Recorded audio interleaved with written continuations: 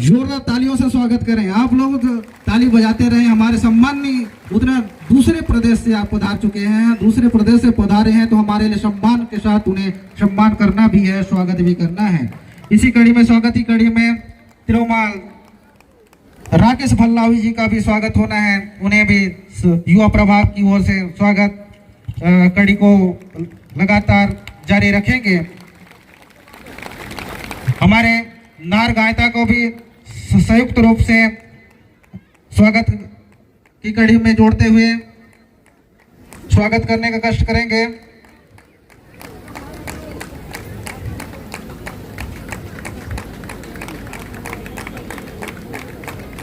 समस्त सगजन जोरदार तालियों का लगातार बारिश होना चाहिए, ऐसा मैं समझता हूं, और सभी से अनुरोध भी करना चाहूंगा कि आप लगातार तालियां बजाते रहें। आवाज मुझसे ज्यादा आना चाहिए, आप पे आपकी आवाज ज्यादा बुलंद होनी चाहिए। एक बार बोलिए, क्योंकि आप इस मिट्टी के मालिक हैं। उनको एहसास दिलाने वाला शख्स हमारे बीच आगमन हो चुका है। तो एक बार बोलिए, जय जय आदिवासी, जय जय जय जय आदिवासी, जय जय आदिवासी। हाल पेन्ना सेवा सेवा जिम्मेदारी नयना सेवा गुंडादोर बाबना सेवा जयपाल सिंह मुंडा बाबना सेवा टाटेबेल बाबना तिलका माझी बाबना जगोरा राणा देवरेदोर बाबना झाडा सिरहा बाबना मडगाम मासाक बाबना सुखदेव पातर बाबना।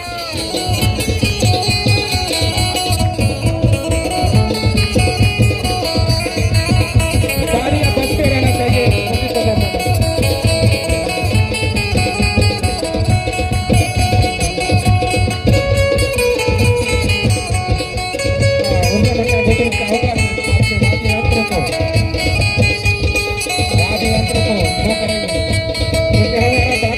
चुनना महत्वपूर्ण है। आपका धुन बहुत ही उमंग है, उत्साह से भर देता है। मैं थोड़ी देर के लिए ऐसा लग रहा था कि नाचना चाहिए। मैंने आप लोग इतना अच्छा बजा रहे थे, इनके लिए जोरदार तालियां बजा रहे। भाइयों, ये जो दिन है, इस जमीन पर आज से नहीं बना रहे हैं। आपने गायता लिखे थे, आप लोग नाम सुने होंगे, जंगो रायता। गायता केवल गांव बसाने वाला आदमी नहीं है, वो गांव को सुरक्षित रखने वाला आदमी भी है। वो होता है गायता। मेरे लिए, आपके लिए, हम तमाम आदिवासी भाइयों और गैर आदिवासी भाइयों के लिए ये बहुत महत्वपूर्ण दिन है। मेरे को ऐसा महसूस हो रहा है कि मैं समाज की अदालत में बात कर रहा हूं, मैं समाज के बीच में बात कर रहा हूं। ये हमारे समाज की जन अदालत है। आप लोग ताली मत बजाओ। ये हमारी जन अदालत है, हमारी सामाजिक पंचायत है। हमारे सामने बहुत बड़ी बड़ी असुविधाएं हैं, बड़े बड़े प्रश्न हैं, तकलीफें हैं। हमारे समाज का दर्द जो है इस देश में कोई नहीं सुन रहा है। इस देश की पहली महिला, इस देश का सर्वोच्च पद आदिवासी महिला के पास में है। इस देश की राष्ट्रपति आदिवासी महिला है। लेकिन उसके मन में इतनी दहशत है कि वो आदिवासी दिवस पर आदिवासियों को आदिवासी संबोधित नहीं कर पाए। वो आपको आदिवासी बोलने के लायक नहीं है। वो डर रही है, यहाँ के आरएसएस के विचारों से डर रही है।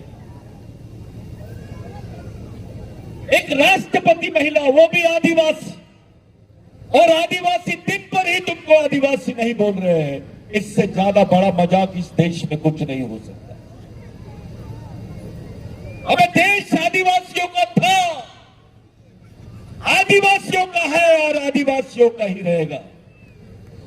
इसको कोई दूसरा राष्ट्र नहीं बना सकता है, क्योंकि इस जमीन जंगल के सही हकदार आदिवासी है। 45 साल के बाद, यानी 60 साल के बाद में भारत के सर्वोच्च न्यायालय ने माना कि आदिवासी इस देश का प्रथम नागरिक है और उसे इस देश का मूल मालिक होने का सम्मान मिलना ही चाहिए। और ये सम्मान देने का कर्तव्य भारत के प्रत्येक नागरिक का है, ऐसा सुप्रीम कोर्ट ने बोला। 2011 में, थोड़ा पानी लाना पड़ा, 2011 में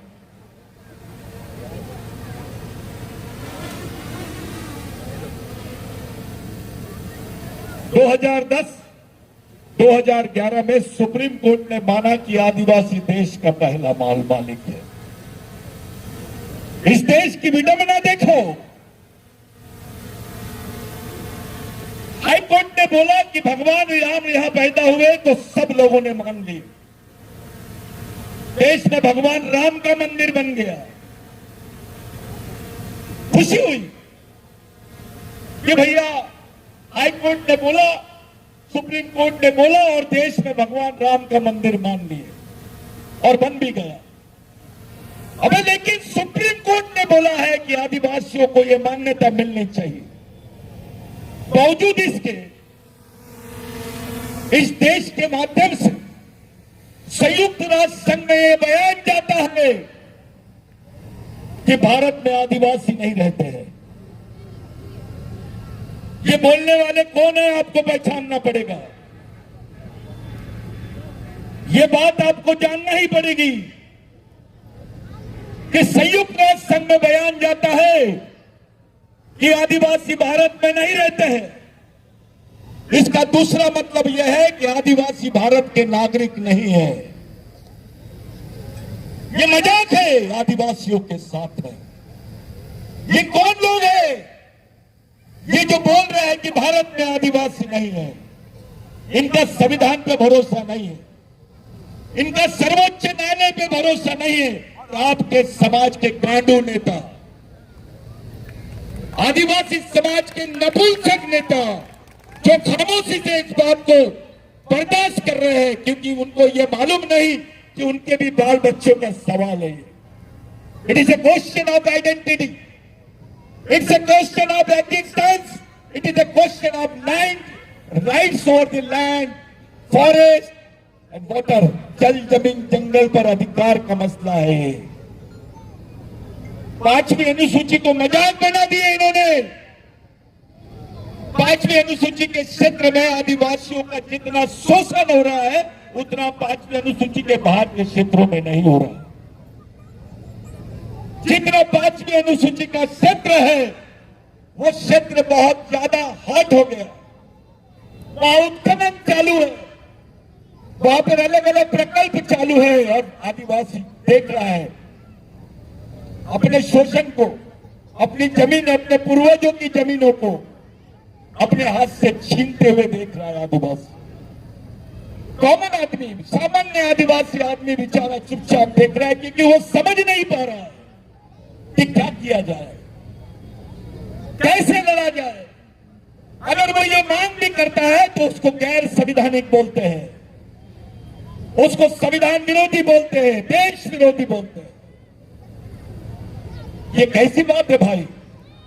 कोई अपने अधिकारों के बारे में, अपने हक के बारे में नहीं बात करना चाहिए? ऐसा तुम तय करने वाले होते कौन है? ये देश के संविधान का अनादर है। ये खुला ऐलान है कि हम संविधान को नहीं मानेंगे।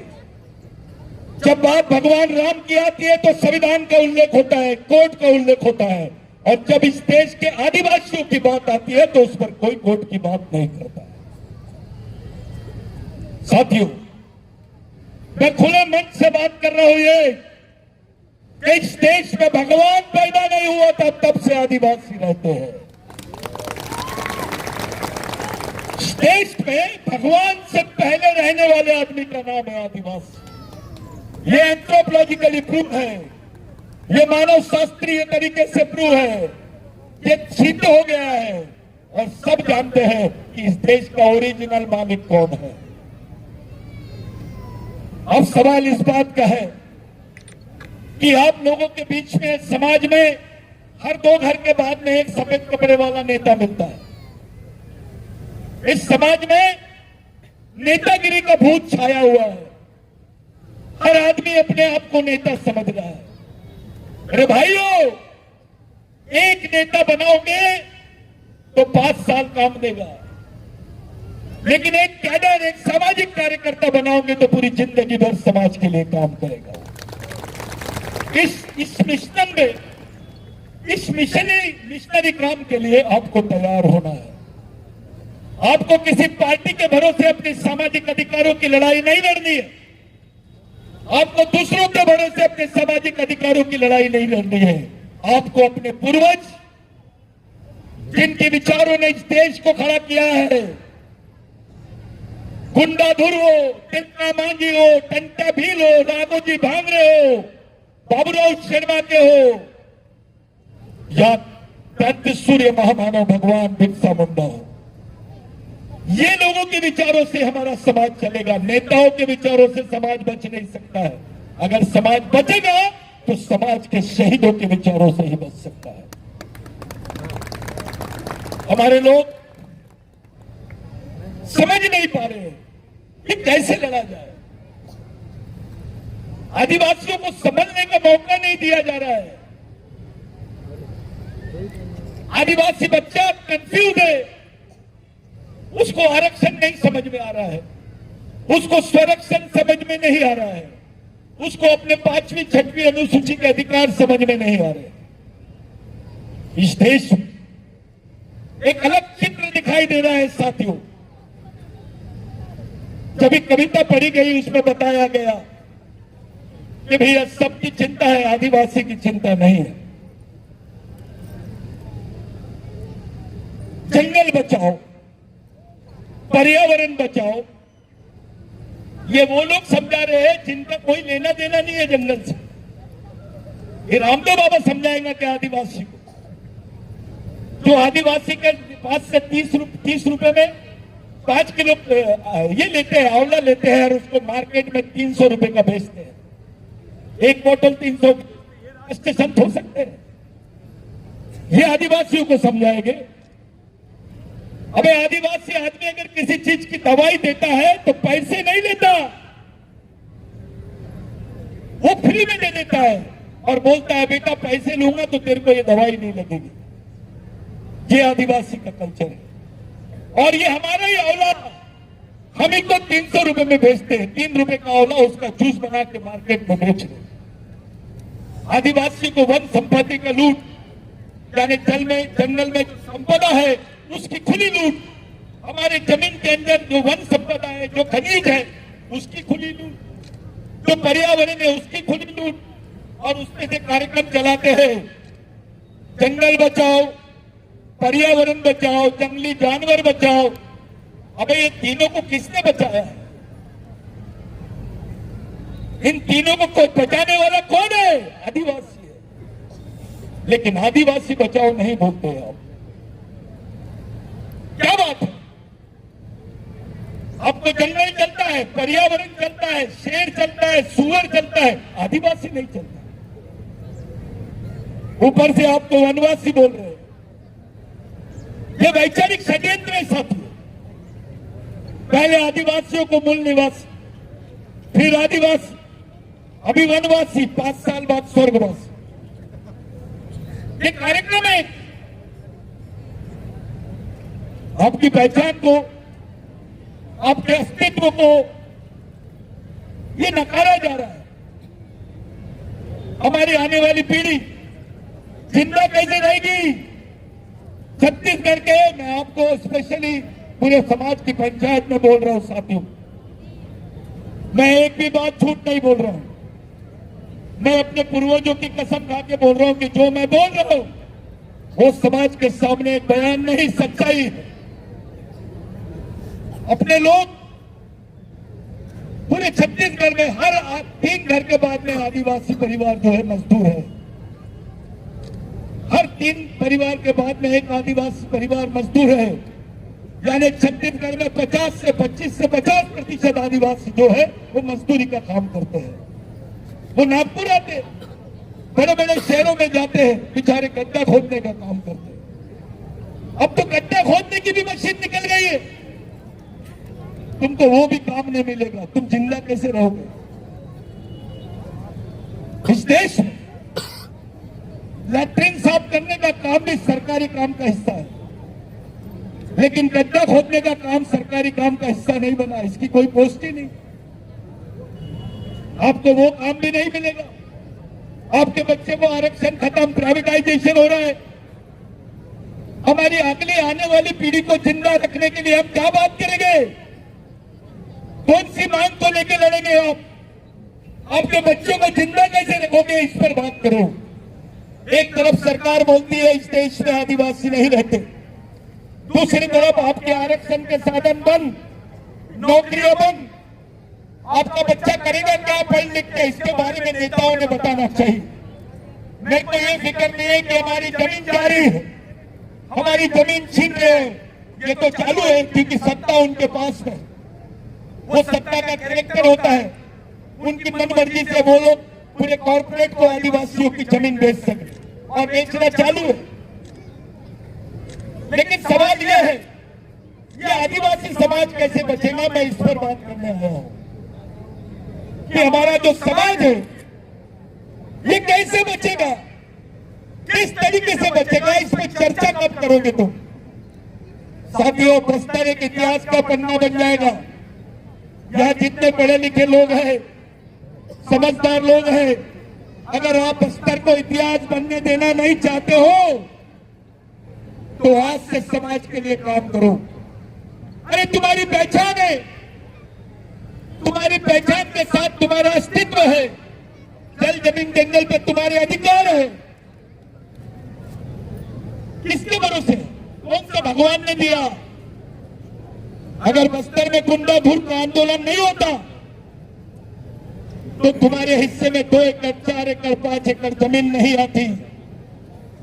तुम इस देश के मालिक नहीं बनते, जमीन के मालिक नहीं बनते।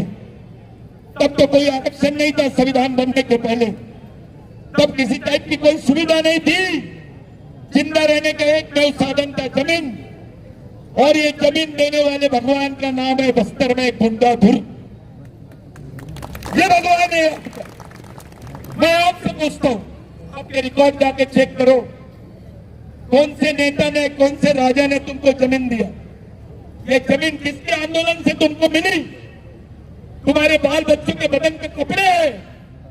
तुमको पहले क्रिमिनल ट्राइब बोलते थे, गुनहगार जमात। आदिवासियों को मारने पर किसी पे सजा नहीं होती थी, किसी पे एफआईआर नहीं होता था।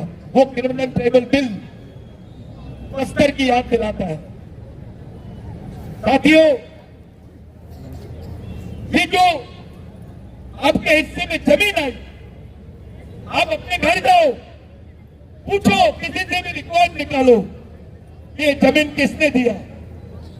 ये लोग वो लोग हैं, टंटा भील, बिरसा मुंडा, राघोजी भांगरे, बाबूराव शर्मा के, भगवान बिरसा मुंडा, तिलका मांझी, ये वो लोग हैं जो तुम्हारे लिए शहीद हुए। जीसस क्राइस्ट को सूली पे चढ़ाए थे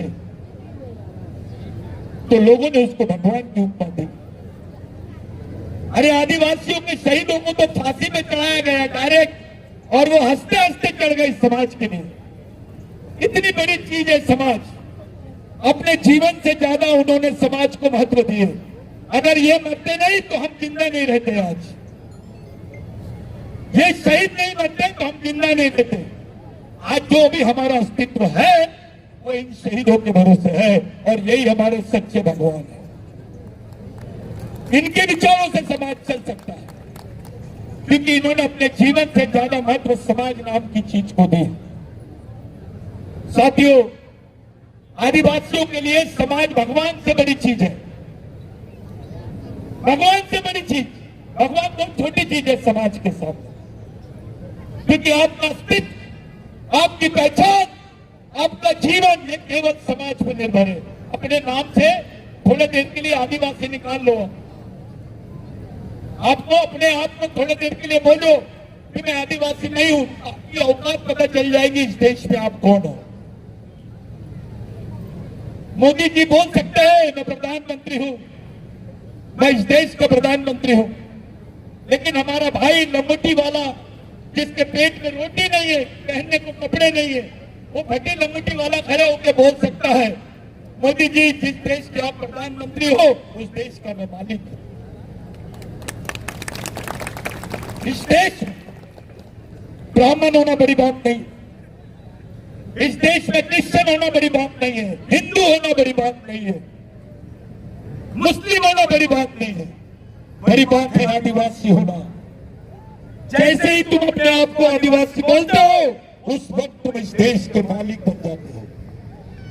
आपको तय करना है कि आप इस देश के मालिक हो या नागरिक हो। जब के बोलो, जब एक नारा दिए थे सरकार देश की चालक है, आदिवासी देश का मालक है। मेरे साथ बोलेंगे सब लोग, सरकार देश की चालक है, सरकार देश की चालक है। मैं बोलूंगा बच्चे बच्चे को सिखाना है, आपको बोलना है आदिवासी को बचाना है। बच्चे बच्चे को सिखाना है, बच्चे बच्चे को सिखाना है, आदिवासी को बचाना है। साथियों, इस समाज का अस्तित्व दिन ब दिन खत्म हो रहा है।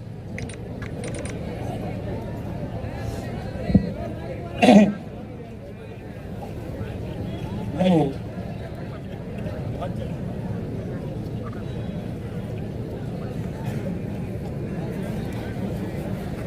फड़ा पेन, अब कुछ लोग बताते हैं फड़ा पेन यानी महादेव,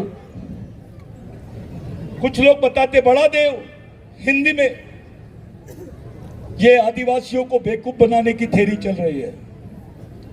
फड़ा यानी बड़ी और पेन यानी सिर्फ पेन, देव नहीं। पेन शब्द भगवान से भी बड़ा शब्द है। मैंने पहले ही बोला, भगवान पैदा नहीं हुए थे तब से आदिवासी रहता है। और ये जो पेन शब्द है ये देव का समानार्थी शब्द नहीं है। पूरे विश्व के लोगों को हम लोगों ने ऑक्सफोर्ड यूनिवर्सिटी में इसको थीसिस के रूप में भेजे है कि पेन नाम की संकल्पना भगवान से भी परे है, ऊपर है। अब लोग सोचने लग गए हैं कि भगवान से बड़ा कौन है, ये चर्चा का विषय बन गया है। पेन जो शब्द है ये भगवान शब्द नहीं है, ये उससे बड़ा शब्द है। इसलिए जो फड़ा पेन बोलते हैं वो बड़ी पेन है, बड़ी पेन, देव नहीं।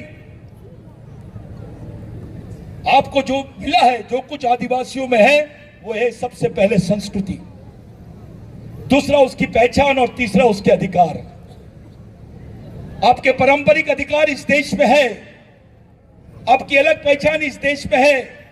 दुनिया के जितने भी धर्म हैं उसके निर्माता पुरुष है, लेकिन आदिवासी संस्कृति की निर्माता महिला है। इसलिए फड़ा पेन लिखे है। चाहे इस्लाम ले लो, हिंदू धर्म ले लो, क्रिश्चियन धर्म ले लो या सिख धर्म ले लो, इसके निर्माता पुरुष है, लेकिन आदिवासी संस्कृति की निर्माता महिला है। इस देश में आज आप जिसको नया बोलते ना, नवा, आपने बोला नवा, मोहनजोदड़ो हड़प्पा में इसको नाइला बोलते हैं। क्या बोलते हैं? पतीन तोड़ो नाइला, मोंडीते नाइला का मतलब पति आंता। नाइला का मतलब क्या होता है? नाइला यानी उत्पादन करने वाली, उत्पादन करने वाली।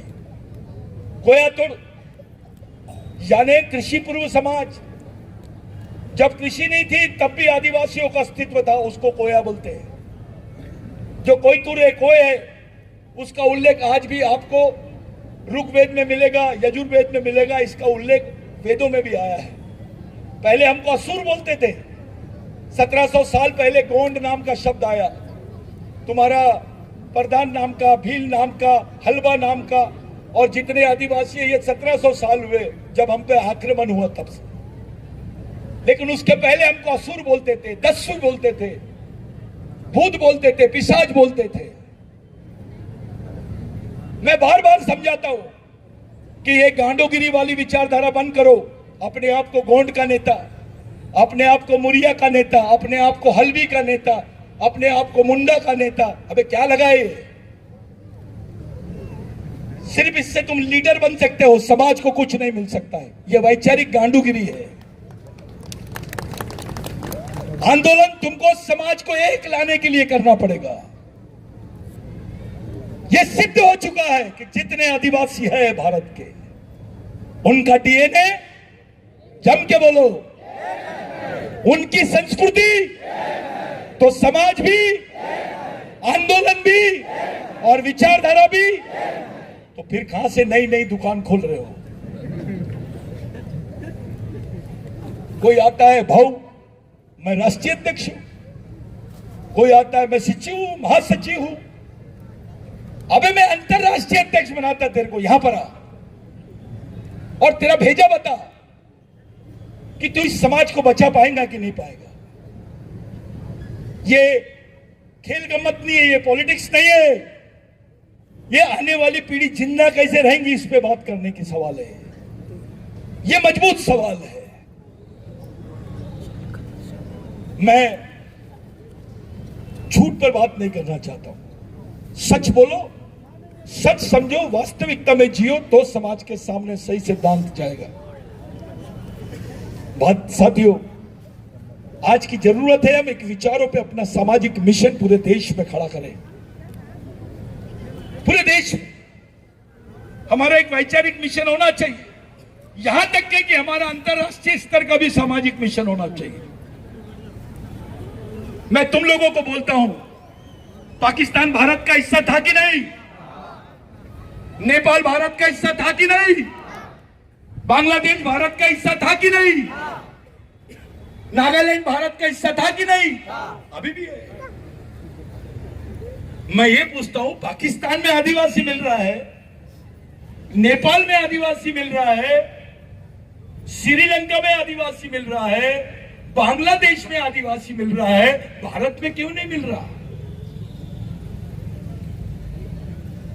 ये षड्यंत्र है, इसको समझो। ये मोहनजोदारो की जो लिपियां मिली है, ये संस्कृत में नहीं पढ़ी जा सकती। इस देश में संस्कृत को सम्मान दे दिया गया, हमको कोई तकलीफ नहीं है, उसको प्रथम भाषा का दर्जा मिला। तुम्हारा क्या है? तुम्हारी बोली भाषा जो संस्कृत आया नहीं था, उसके पहले से इस देश में है, उसको कौन सी भाषा का दर्जा देंगे हम? ये आप लोगों को समझना पड़ेगा। हर आदमी का एक अलग मकाम, अपने आप को श्रेष्ठ दिखाने के चक्कर में इस देश में सब लोग अपने अपने तरीके से वंशवाद की विचारधारा को फैला रहे हैं। आदिवासियों के सामने प्रश्न यह है कि वो अपनी संस्कृति को कैसे बचाए। आदिवासी के सामने प्रश्न यह है अपने अधिकारों को कैसे बचाए, अपने आप को कैसे बचाए, अपने आने वाली पीढ़ी को कैसे बचाए। मणिपुर ने साबित कर दिया कि इस देश का दृष्टिकोण आदिवासियों की तरफ देखने का क्या है। महिला राज्यपाल थी मणिपुर की, महिला राष्ट्रपति है देश की, और आदिवासी महिला को खुलेआम दंगा घुमाया जा रहा है। उसको भरे चौक पे गोली मार दी। कौन से समाज के साथ में हुआ ऐसा? अचानक आदिवासियों के साथ में कैसा हुआ? इस पर भी चर्चा करो। इस देश के कॉर्पोरेट्स, इस देश के पूंजीपति लोग, उसमें आदिवासी भी शामिल है, ये उनकी दलाली कर रहे हैं। नेता का पहला नंबर लगता है, तुमके दिमाग में ऐसा मत सोचना छत्तीसगढ़ आदिवासी राज्य है तो होना चाहिए नागपुर से दिल्ली जाने वाली यानी ट्रेन का नाम गोंडवाना एक्सप्रेस रख दिए तो गोंड फ्री में जाएगा क्या? ये चॉकलेट दे रहे हैं आपको। हमको आदिवासी राज्य नहीं होना, आदिवासियों का राज्य होना, इसमें बहुत फर्क है। आपका नाम का कोई बात कर लिए, छत्तीसगढ़ आदिवासियों का है, सब बोलते हैं आदिवासी राज्य है। यहां पे सबसे दयनीय हालत आदिवासियों की है। बेचारे 8 महीना घर में नहीं रहते हो, उनके बाल बच्चे क्या पढ़ते होंगे दूसरे प्रदेश में जाकर।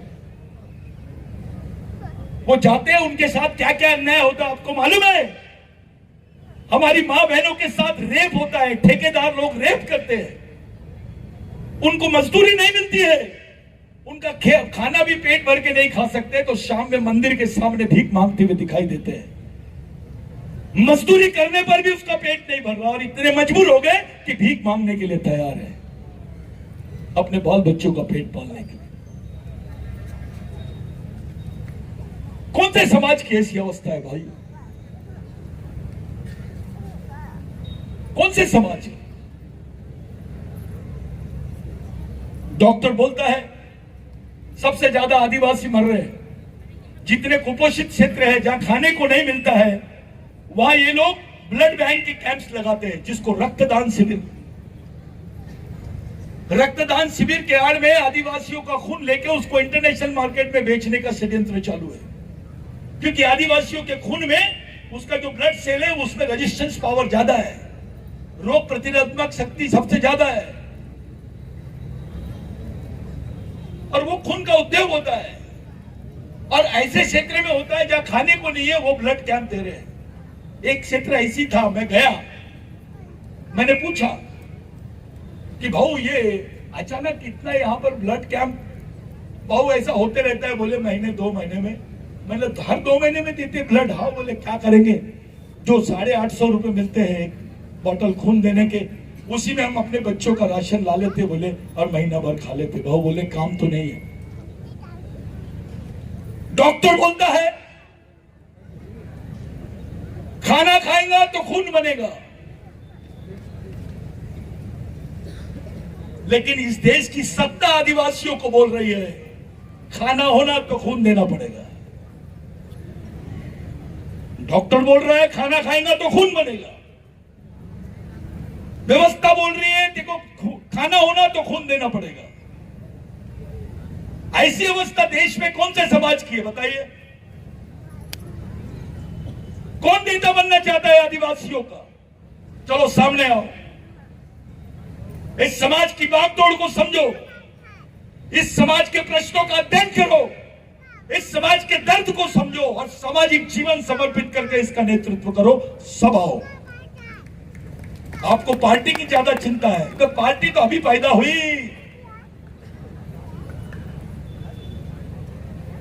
तेरे पार्टी में तेरी इज्जत इसलिए है क्योंकि तू आदिवासी है, तेरे ऑफिस में तेरे को नौकरी इसलिए क्योंकि तू आदिवासी है, तू डॉक्टर इसलिए बना क्योंकि तू आदिवासी है, तू इंजीनियर इसलिए बना क्योंकि तू आदिवासी है, टीचर इसलिए बना क्योंकि तू आदिवासी है। अगर आरक्षण नहीं रहता तो तेरी औकात क्या है? जिस समाज ने सब कुछ दिया तेरे को, उसको क्या टाइम दे रहे आप? ऐसे नाचने गाने हम गाते हैं, चलो अच्छी बात है, उसमें मेरे को 10,000 लोग दिखते हैं, शादी के कार्यक्रम में 10,000 और मैयत में साले 200 लोग दिखते हैं। ये अवस्था हो गई समाज की। मेरे को किसी ने सुबह बोला भाऊ आदिवासी दिन के प्रोग्राम में आपको आना है। बिल्कुल आऊंगा, लेकिन आदिवासी दिवस में नाचते गाजते हुए हमारे 1 लाख लोग दिखाई देते हैं, लेकिन जब किसी वास्तविक बुनियादी मुद्दे पर आंदोलन होता है अपने 200 लोग सड़क पे नहीं दिखते। आश्रम स्कूल में बच्चों के क्या हाल है देखो। अरे किताब नहीं है आदिवासियों पर, आज बस्तर की संस्कृति पर, बस्तर की एंथ्रोपोलॉजी रिपोर्ट कहां है मेरे को बताइए। पढ़े लिखे लोग हैं, आप बताओ कौन से लाइब्रेरी में, मैं जाना चाहता हूं। क्या बताऊंगे अपने बच्चों को? एक मुस्लिम भाई अपने बच्चे के हाथ में कुरान शरीफ देता है और बोलता है बेटा तेरे जीने मरने का रास्ता है। एक क्रिश्चियन भाई अपने बच्चे के हाथ में बाइबल देता है और बोलता है ये तेरे जीने मरने का रास्ता है बेटा। एक हिंदू भाई अपने बच्चे के हाथ में रामायण महाभारत कुरान देता है और वो बोलता है ये तेरे जीने का रास्ता है। एक सिख भाई अपने बच्चे के हाथ में गुरु ग्रंथ साहब देता है, वो बताता है। एक बौद्ध भाई डॉक्टर बाबा साहब अम्बेडकर का लिखा हुआ ग्रंथ बुद्ध एंड हिज धम्मा वो उसके हाथ में देता है और बोलता है कि तेरा ये जीने मरने का रास्ता है, इसको लेके चल। ये पूरे समाज जो है, जितने भी धर्म के लोग हैं, इनका अपना काम है, इनके स्कूल चलते हैं, इनके मिशन है, लड़कियां नन बन जाती है, भिक्खू बन जाते हैं, उनके सेंटर है। अरे आप तो इनसे पहले के लोग हैं। आपके बच्चे ने आपसे पूछा कि मैं कौन हूं इस देश में, मेरा इतिहास क्या है, मैं कौन सी किताब पढ़ूं, आप कौन सी किताब उसके हाथ में दोगे बताइए? है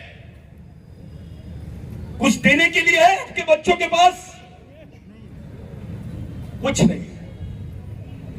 यानी हमारा समाज आज अपंग हो गया है, वैचारिक रूप से अनाथ हो गया है, और एक नई फसल आ रही है गांडूगिरी की कि मैं ये समाज का नेता, मैं वो समाज का नेता। मैं दुश्मन तो बांटना ही चाहता है दिल।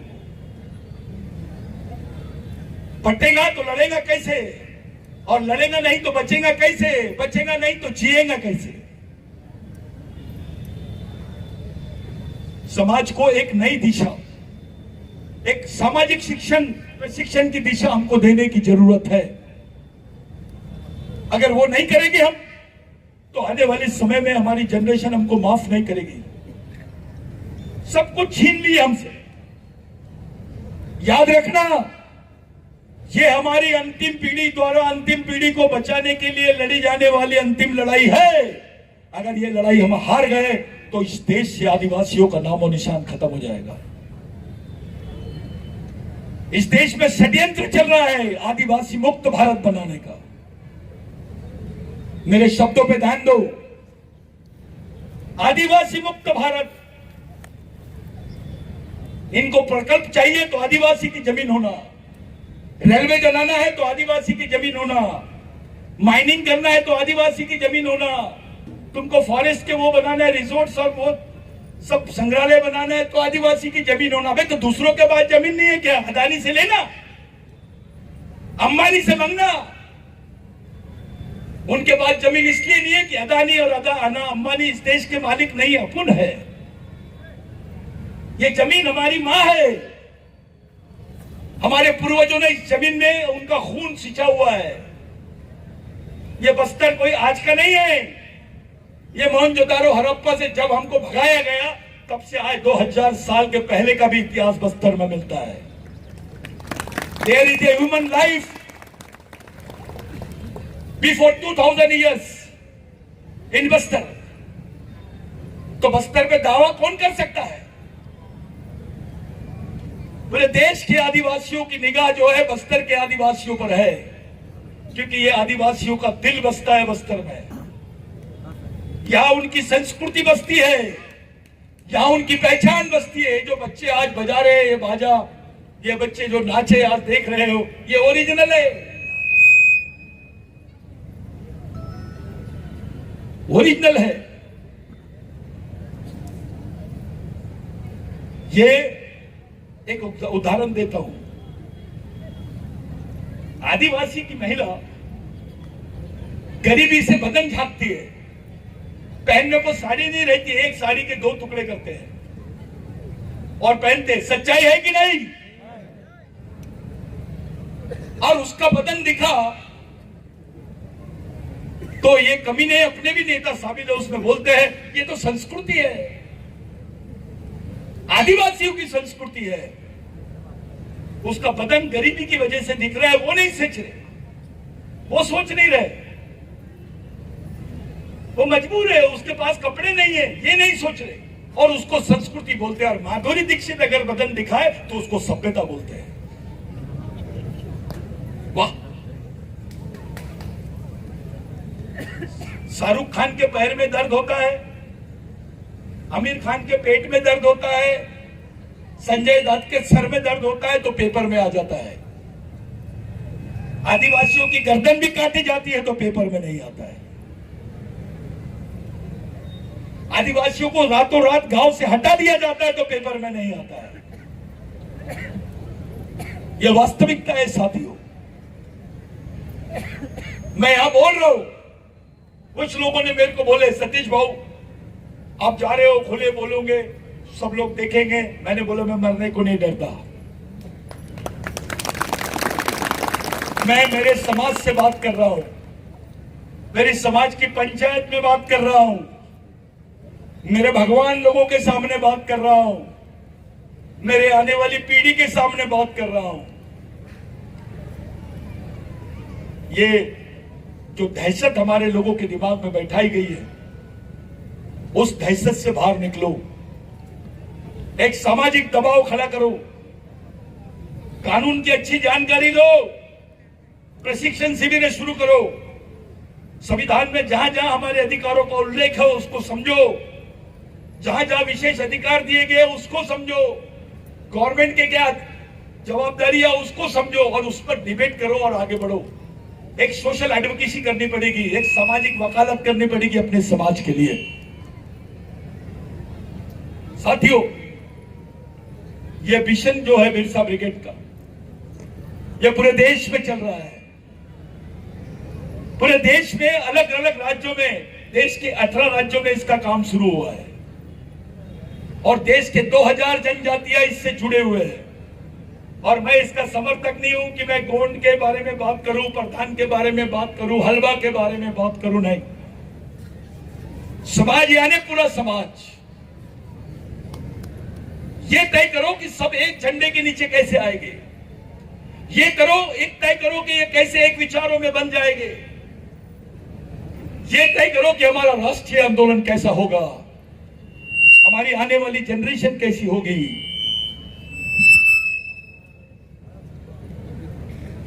ये तय करने का समय है साथियों। जिन लोगों ने मेरे को बुलाए, बात तो बहुत करना चाहता था मैं आपसे।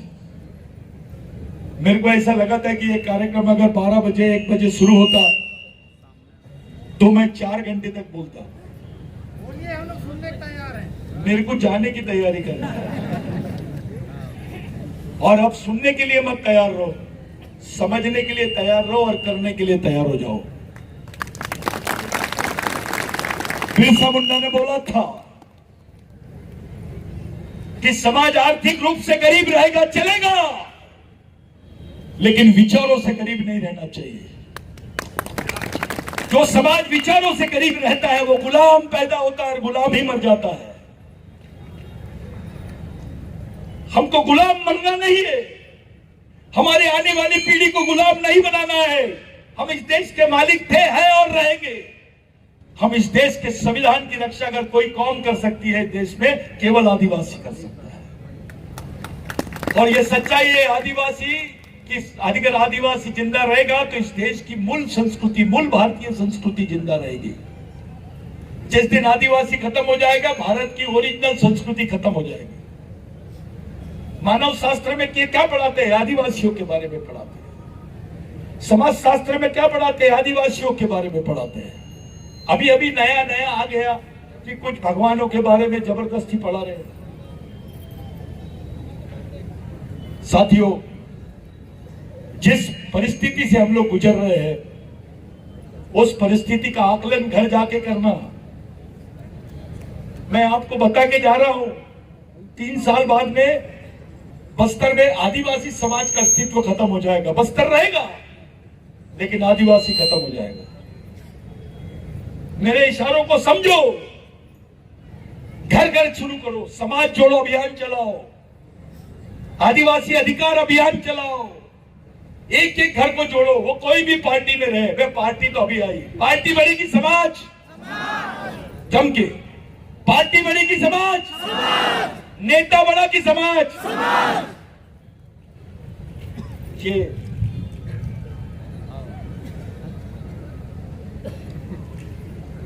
नहीं, मैं हली जाऊंगा अभी थोड़ी देर में।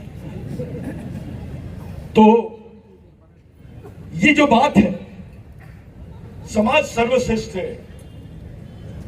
घंटा भील मरते वक्त बोले, उनको पूछे तेरी आखिरी आरजू क्या है, तो बोले मैं अपने भगवानों को देखना चाहता हूं। तो अंग्रेज आए, उसके पास में रामायण महाभारत सब रख दिए। कंटाभिल बोला मैं इसकी बात नहीं कर रहा हूं, जिनके लिए मैंने अपना पूरा जीवन दिया है, मैं उन भगवानों को देखना चाहता हूं। लाखों की जनसंख्या थी जबलपुर जेल में, और कंटाभिल की परिवार के लोगों को खड़ा किए। 19 साल तक के अपने परिवार को देखा नहीं था उसने। 19 साल तक के इतने लंबे समय तक यानी अंग्रेज, जमींदार और उच्च वर्णियों के खिलाफ में संयुक्त लड़ाई लड़ा। यहाँ के उच्च वर्णियों ने हमेशा आदिवासियों के खिलाफ में षड्यंत्र रचे, अंग्रेजों का साथ दिया। ये इतिहास है। आदिवासियों को अकेले किए, यहाँ के छोटी जाति के लोगों को अकेले कर डाले, और वो हमको बता रहे राष्ट्र क्या होता है। बे आदिवासी को मत बताओ। इस देश की 70% लड़ाई आदिवासियों ने लड़ी है, 70%। इसके प्रमाण है। वैसे देखा जाए तो हर परिवार को स्वतंत्र सेनानी का सर्टिफिकेट मिलना चाहिए। हमारे लोग तबाह हो गए, हमको स्वतंत्र सेनानी का सर्टिफिकेट नहीं मिला, लेकिन जिन्होंने उंगली भी नहीं कटाए उनको स्वतंत्र सेनानी की सर्टिफिकेट दी गई। हमारे हिस्से में क्या आया भाई? भूख, गरीबी, मौत। मैं नक्सली आंदोलन का समर्थक नहीं हूं, मैं गैर संवैधानिक आंदोलन पे भी बात नहीं करता, लेकिन एक बात बताना चाहता हूं कि अपनी सामाजिक व्यवस्था को टिका के रखे बगैर आपके पास कोई पर्याय नहीं है। आप इस देश के पहले नागरिक हो, बावजूद इसके इस देश में हिंदू पर्सनल लॉ है, मुस्लिम पर्सनल लॉ है, क्रिश्चियन पर्सनल लॉ है, आदिवासी पर्सनल लॉ नहीं है। आपके लिए कानून भी नहीं है, आपके कस्टमरी लॉ को मान्यता नहीं दे रहे हैं। सुप्रीम कोर्ट का कोई जजमेंट आदिवासी कस्टमरी लॉ को डिफाइन नहीं किया। अभी 2023 में गवर्नमेंट ने, केंद्र सरकार ने एक बिल बनाई थी, वन सुरक्षा संवर्धन अधिनियम 2023, जिसमें आदिवासियों की जमीनों को कॉर्पोरेट्स को देने का इन्होंने प्लानिंग किया था। कोई बात नहीं किया। मैं गया, मेरे को कुछ लोग समझाए मत जा, तेको मार देंगे। मैंने बोला हम वैसे ही मरे हुए लोग हैं, और हमारे शहीदों से हमको एक ही प्रेरणा मिली है, बेटा जियो तो शान से और मरो भी शान से। हमने पिटीशन डाले सुप्रीम कोर्ट में, गवर्नमेंट को पार्टी बनाया, आज सुप्रीम कोर्ट में वो जजमेंट स्टे हुआ है। नहीं तो कम से कम 4 करोड़ आदिवासी विस्थापित हो गए थे जंगल से, वो कानून से। आपको आपके इतिहास के साथ खत्म करने का षड्यंत्र रच दिए थे। मैं किसी जाति विशेष पे बात नहीं करता। कुछ लोग मेरे को बोले भाऊ एक विशेष जाति का यहाँ पर बहुत बड़ा ये है, मैंने बोला नहीं। कुछ ब्राह्मण साथी भी थे जो ईमानदारी से आदिवासियों का साथ दिए, कुछ क्रिश्चियन साथी भी थे जो आदिवासियों के लिए लड़े, कुछ मुस्लिम साथी भी है जो आदिवासियों के लिए ये साथ दिए। आदिवासियों ने कभी किसी के साथ भेदभाव नहीं किया, ना वो किसी धर्म को भेदभाव तरीके से देखता है, ना आदमी को। हमारे घरों में कोई जात नाम की और भेदभाव नाम की कोई व्यवस्था नहीं है। हमारा फड़ा पेन, हमारी फड़ा पेन ही बहुत खतरनाक है। हम आदिवासी संस्कृति को मानते हैं, हमारे यहाँ माँ का स्थान भगवान से बड़ा है। हम यहाँ के पेड़ पौधे पहाड़ सब लोगों को पूछते हैं, इनको मान्यता देते हैं, इनका सबसे ज्यादा आदर करते हैं। और जो हमारा पेन है वो भगवान से पहले का पेन है, जिस पर बात करना अभी उचित नहीं है। किसी दिन कैडर में बैठेंगे। मेरे लिए पूरे बच्चों का, लड़कियों से विनती है, जो लड़कियां फेल हो गई है, 10वीं 12वीं छोड़ दिए, उन्होंने कुछ हुनर सीखो, अपना पेट पालो। पहले इस लायक बन जाओ कि खुद का पेट पाल सको, फिर शादी करना।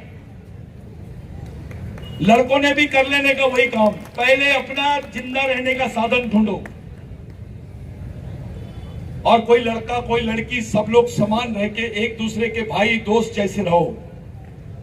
अपने आदमी को अपन सम्मान नहीं देंगे तो कौन देगा? आदिवासी सुनने के बाद सामने वाले का दिमाग काम करना बंद कर देना चाहिए। वो इंप्रेशन आदिवासियों का होना चाहिए। आप लोग इतने देर से बैठे हैं, मेरा तो काम ही है बोलना। मैं इसी काम के लिए आपके बीच में आया साथियों। मेरा उद्देश्य आपको आपके सामाजिक जीवन की तरफ ले जाना था। बिरसा मुंडा ने क्या किया था? कृष्ण धर्म लिया, उसको भी छोड़ा। वैष्णवी धर्म लिया यानी हिंदू धर्म लिया, उसको भी छोड़ा। और आखिरी में बोला, गुलामों का कोई धर्म नहीं होता, गुलामों का एक ही धर्म होता है, संघर्ष, संघर्ष और संघर्ष। ये बिरसा मुंडा ने जब उसको मार रहे थे तो उसकी दो स्टोरी है बिरसा मुंडा की मौत की। एक स्टोरी ऐसी है कि उसको फांसी दे दिए, पॉइजन दे दिए, और दूसरी स्टोरी ऐसी है कि रात भर जैसे बकरा काटते हैं उसके बाद उसकी चमड़ी निकालते हैं, वो चमड़ी निकाली गई रात भर और खून निकलते रहा, और उससे एक सिग्नेचर करवा रहे थे कि बोल तू इस देश का आदिवासी नहीं है, तू यहां का मूल मालिक नहीं है। बिरसा मुंडा रात भर तड़पते रहा। आखिरी सांस तक बिरसा मुंडा के एक ही शब्द थे, मैं आदिवासी था, आदिवासी हूं और आदिवासी ही मेरे खून का कतरा कतरा मेरे समाज की युवा पीढ़ी में जान फूकेगा।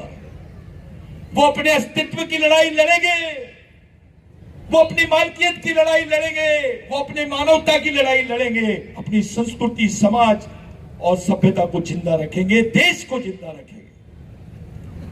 बिरसा मुंडा ने एक छोटी सी बात बोली थी एक फादर को कि आप तो धर्म का पाठ पढ़ाते हैं, अगर आदिवासियों को जिस दिन समझ लेंगे तो किसी चीज की जरूरत नहीं है। आदिवासी एक ऐसी संस्कृति है कि किसी भी धर्म का आदमी उसमें खुशी रहेगा, क्योंकि उसमें भेदभाव नहीं है।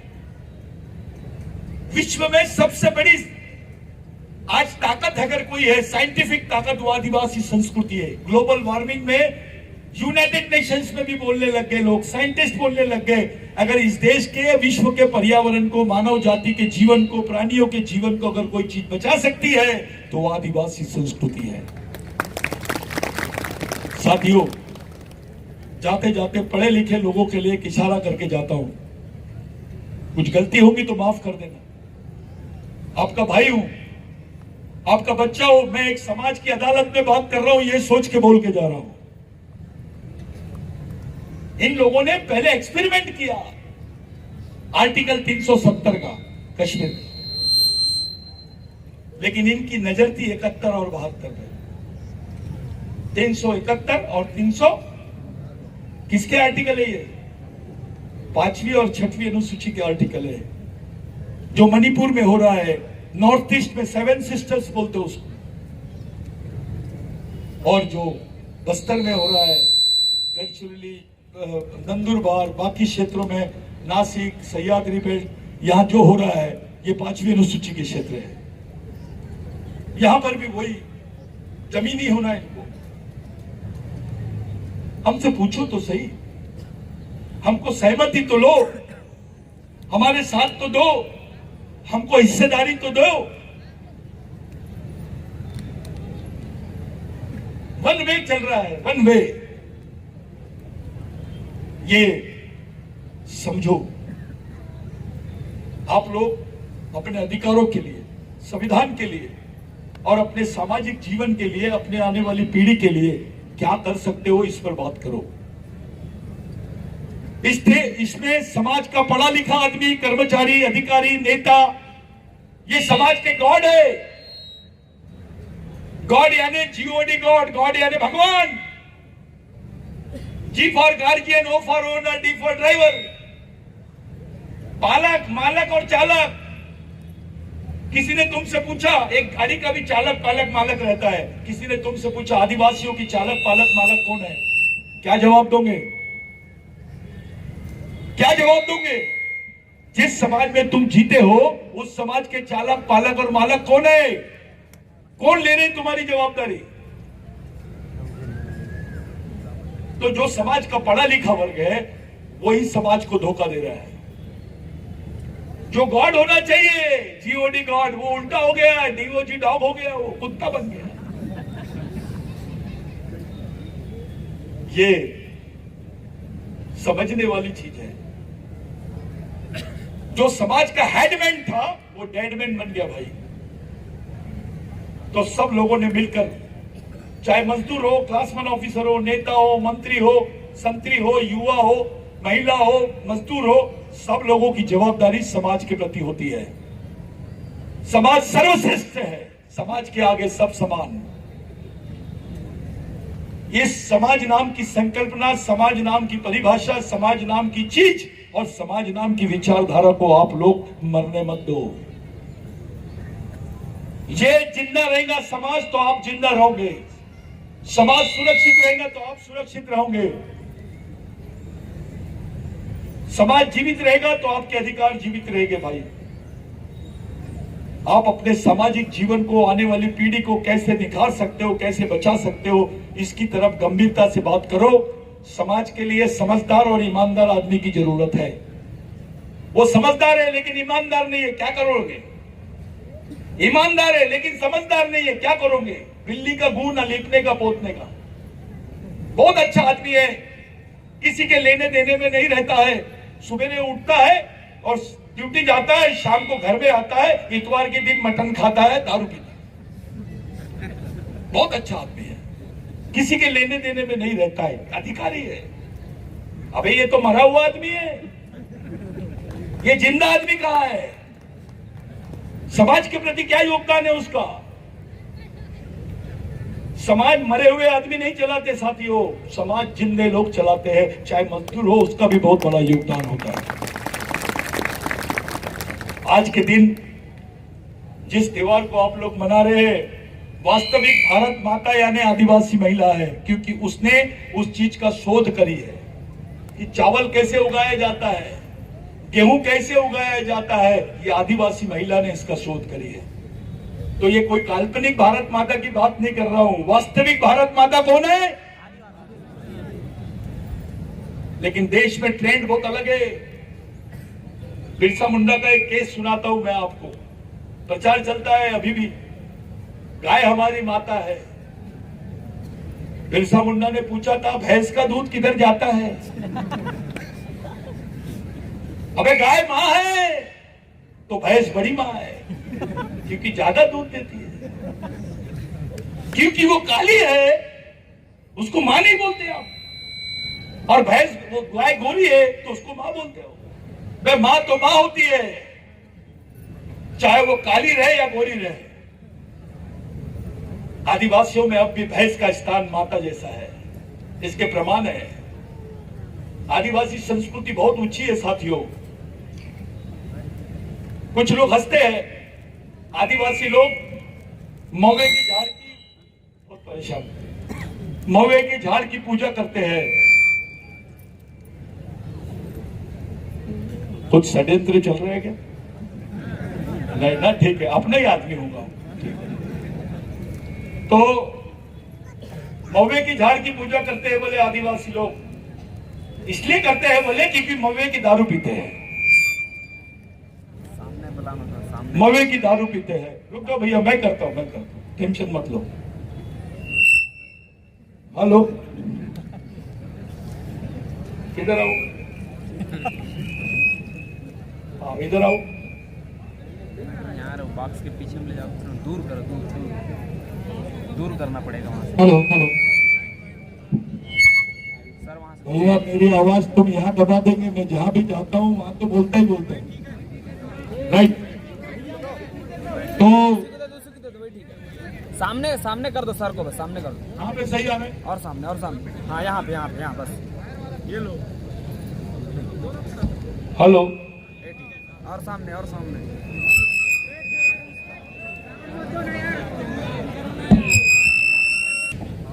आदिवासी संस्कृति को बदनाम करते हैं कि आदिवासी लोग मौवे के दारू पीते हैं करके मौवे की झाड़ की पूजा करते हैं। दादा, ऐसा बोलने वाले वो षड्यंत्रकारी हो सकते हैं, वो साइंटिफिक और जाओ, और सामने सर, और सामने, आप ठीक है? और सामने, और हाँ ठीक है, वो षड्यंत्रकारी हो सकते हैं साथियों। आदिवासी मौवे की झाड़ की पूजा इसलिए करता है जब चावल नहीं हुआ था, गेहूं नहीं हुआ था, जवार नहीं होती थी, तो मोवे को गोंडी में इरुक बोलते हैं। इसकी रोटी बना के हम लोग खाते थे। ये हमारा पालन और पोषण किया करके आदिवासी आज भी उसको पोषता है, अपना पेन उस पे रखते हैं। हमारी संस्कृति बहुत अलग है। दुनिया के सभी धर्मों के लोग सुअर को अछूत जानवर मानते हैं। गोंडी में पद्दी बोलते हैं उसको। सुअर को अछूत जानवर मानते हैं, गोंडी में पद्दी बोलते हैं उसको साथियों। लेकिन आदिवासी संस्कृति में उसको नारायण पेन बोलते हैं। नारायण पेन उसको पूछते हैं। अगर एक सुअर जैसे प्राणी का भगवान जैसा स्थान हमारी संस्कृति में है, तो इंसान का कितना बड़ा स्थान होगा। आप लोग एक सही रास्ते से जा रहे हो भाइयों। शांतिपूर्ण तरीके से हमको अपने सामाजिक अधिकारों की तरफ जाना है, सामाजिक एकता की तरफ जाना है। पूरे बस्तर में गांव गांव में सामाजिक बैठक शुरू होनी चाहिए। समाज जोड़ो अभियान चलाओ। इसके लिए किसी की जरूरत नहीं है आपको, आप खुद समाज के लोग हैं। आपको यहां अध्यक्ष अध्यक्ष नहीं, सभी अध्यक्ष जिसकी नीयत साफ है समाज के प्रति, जिसको लगता है मैं मेरा दायित्व पूरा करना चाहता हूं, वो व्यक्ति गांव छोड़ के अपने अपने रिश्तेदार गांव में जाके समाज को इकट्ठा करो। एक बार आदिवासी इकट्ठा हो गए या तो आरटी पार्टी कोई चिल्लर चीज ऐसा हो, तुम नेता को बोलोगे बैठ जा तो नेता सो जाएगा, अगर ताकत हमारी बड़ी बड़ी तो। एक जोक है, एक बस्तर के लोग रहते हैं, पढ़ लिख लेते हैं बढ़िया, बहुत बड़ी बन जाती भाई, उसका हस्बैंड भी उधर नौकरी पे लग जाता बंबई में, और वो बस्तर में रहती बेचारी, अपनी संस्कृति वगैरह पहले करती, लेकिन अब ऑफिसर से शादी हो गई तो बंबई चले गई। अब बंबई में गई तो आदिवासियों की जितनी सभ्यता थी, संस्कृति थी, जो नेम थे, सब भूल गई। वो आई नहीं 20 साल तक, बच्चे बच्चे हो गए उसके। अचानक वो घूमने के लिए बस्तर आई और गांव में इधर अपने कुछ आदिवासी लोग बहुत परेशान थे बेचारे, कुछ चर्चा कर रहे थे कि भैया सब लोग यार, सबके कुत्ते बिकते हैं सारे, लोग खरीद खरीद के कुत्ते लाते हैं, अपने गांव के कुत्ते क्यों नहीं बिकते हैं? तो वो थोड़ा दिमाग लगाते हैं, रामा और गोमा दिमाग लगाते हैं और बोलते हैं कि भैया इसकी दुम काट दो, इसके थोड़े कान काट दो, इसको डेंटिंग पेंटिंग करो और बाजार में रख दो। वो भाई आती है, कुत्ते को देखती है, वो दोनों, रामा 2 कुत्ते को लेके इधर रहता है, गोमा इधर 2 कुत्ते को लेके रहता है। वो भाई आती है और बोलती है, ओ कितना बड़ा कुत्ता है, कितना अच्छा कुत्ता है, 2 आंख है, 2 नाक है, ऐसा वैसा करके पप्पी लेती है। तो वो जो गोमा है ना, वो उसको गुस्से से देखता रामा को। तो रामा पूछता, बे मेरे तरफ क्यों गुस्से से देख रहा है, क्या हो गया, मेरे तरफ तू क्यों गुस्से से देख रहा है? बोले, अबे वो मैडम को बता, बोले कुत्ते का मुंह इधर नहीं है उधर है करते।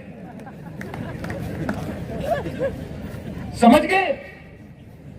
ऐसी हालत हो जाती है जिन्होंने संस्कृति को भूल गया हो। महादेव को भी ब्रह्मा विष्णु महेश बना दिए। जब आदिवासी था तो पहले नंबर का प्लेयर था, देव अधिदेव महादेव। जैसे आदिवासी संस्कृति को छोड़ा, ब्रह्मा विष्णु महेश तीसरे नंबर पे आ गया। ये लोगों ने भगवान को नहीं छोड़े, तुम कौन सी खेत कमूली हो? आप लोग, काफी समय हो गया, सब लोग मिशनरी काम करो, मिशनरी जीवन जियो। मेरा घर, मेरे बच्चे, मेरा समाज, मेरी मेहनत का कुछ पैसा समाज और सामाजिक मिशन के लिए दो। अपनी लड़ाई खुद लड़ो। दुख हमारा है तो लड़ाई भी, अगर लड़ाई हमारी है तो संगठन भी, संगठन हमारा है तो विचारधारा भी, उसके लिए त्याग भी। तो ये लड़ाई लड़ने की तैयारी कर दो। लेकिन लड़ाई का मतलब है तुम वैचारिक रूप से अपने समाज को पहले तैयार करो। हम लोग जीरो पर है, लोग बेवकूफ समझते हैं आदिवासियों को।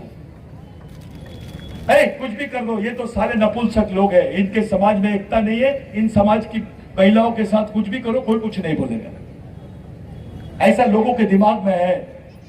हमारी जब मां बहनें जाती है तो लोग इस तरीके से देखते हैं। इनकी सोच बदलना चाहिए।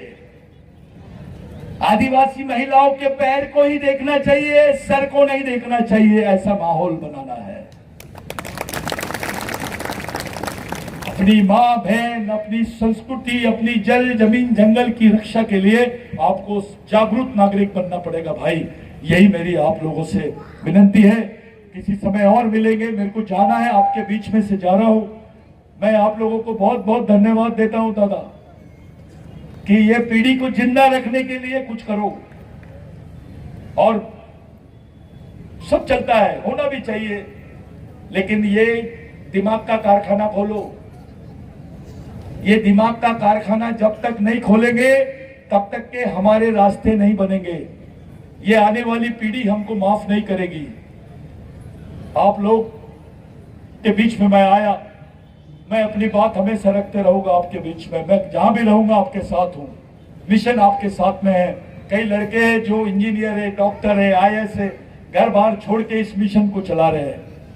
ये सभी लोग आप जो दिख रहे हैं मेरे साथ में भी, ये तमाम लोग पूरा जीवन त्याग करके काम कर रहे हैं।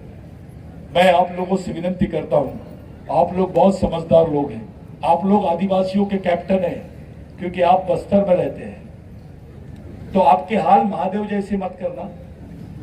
और कृपया करके समाज की सामाजिक स्थिति को समझो।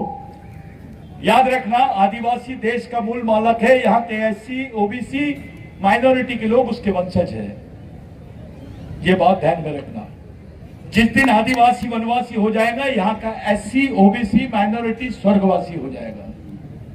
जब तक आदिवासी जिंदा है, ये देश में मूल निवासी होने का दावा कर सकते हैं। तो ये जो वनवासी वाला कार्यक्रम है, ये आदिवासियों को ही खत्म नहीं कर रहा है, यहाँ के SC को, OBC को, माइनॉरिटी को, सबको निपटा रहा है। ये देश एक जगह आएगा तभी जब तुम्हारी विचारधारा शुद्ध रहेगी, शुद्ध राष्ट्रीय रहेगी, शुद्ध सांस्कृतिक रहेगी, शुद्ध सामाजिक रहेगी। आदिवासी इस देश का पहला नागरिक है, था और रहेगा। साथियों, ये देश आदिवासियों का था। इस देश में 29 राज्य है, 29 में से 16 राज्य आदिवासियों के हैं। कितने? यानी आधा भारत आज भी आदिवासी भारत है। जय बिरसा, जय आदिवासी, जय आदिवासी।